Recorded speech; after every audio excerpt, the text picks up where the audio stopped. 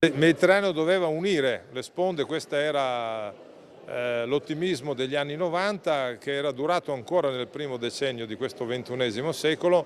Da 15 anni vediamo che le cose stanno andando sempre in peggio. Per secoli è stato uno spazio di incontro e confronto. Oggi vede fronteggiarsi un'Europa chiusa in se stessa e un sud globale in forte trasformazione, ma fragile proprio sulle sue coste. Il mare Mediterraneo come sintesi del nostro tempo e come frontiera in bilico tra le due accezioni di limite e chiusura e all'opposto di apertura al futuro e all'ignoto. Su questi temi era incentrata la conferenza organizzata dall'Università Popolare di Trieste in collaborazione con il MIB nel Palazzo del Ferdinandeo. Protagonista il professore Egidio Ivetic, tra i massimi esperti dell'argomento. Il Mediterraneo oggi è una linea di frontiera, una linea proprio di frattura tra il sud globale e l'Occidente.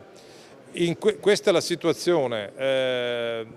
Di curioso c'è che l'80% del mare è di competenza dell'Unione Europea, però l'Unione Europea non ha una politica mediterranea, sembra che non ne sia consapevole, a parte la questione delle migrazioni che è un fenomeno globale, non è un fenomeno del Mediterraneo. Il Mediterraneo è la triste scena di questo dramma globale.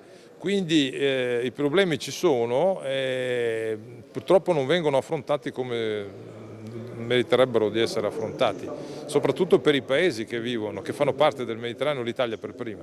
A introdurre la conferenza il professor Stefano Pilotto, che ha centrato il suo intervento sull'attualità della geopolitica nel mondo contemporaneo. Stiamo vivendo in un mondo inquieto, pieno di insidie e di tensioni.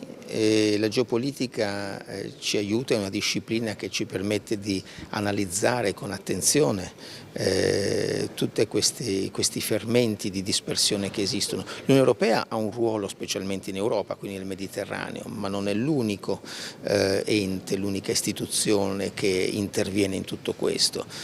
Ci sono altre grandi potenze che hanno interessi in Europa e tra l'altro l'Europa noi la consideriamo un po' come il cuore della nostra civiltà e del nostro mondo. Un'occasione di crescita culturale offerta dall'Università Popolare di Trieste. Riteniamo che sia un tema estremamente attuale, del quale forse si parla ma non nel modo corretto, perché stiamo parlando dei rapporti tra il nord e il sud del Mediterraneo e sappiamo che oggi il Mediterraneo per fattori sociali, politici, economici rappresenta anziché un mare di congiunzione un mare di frattura, perché c'è una popolazione povera al sud, c'è il problema dei migranti, ma c'è anche un grosso problema da parte dell'Unione Europea. Quindi capire come questa linea di frattura si sta sviluppando, come il mare Mediterraneo possa diventare di nuovo un mare di pace e politicamente coeso, credo che sia un tema molto importante e molto sentito.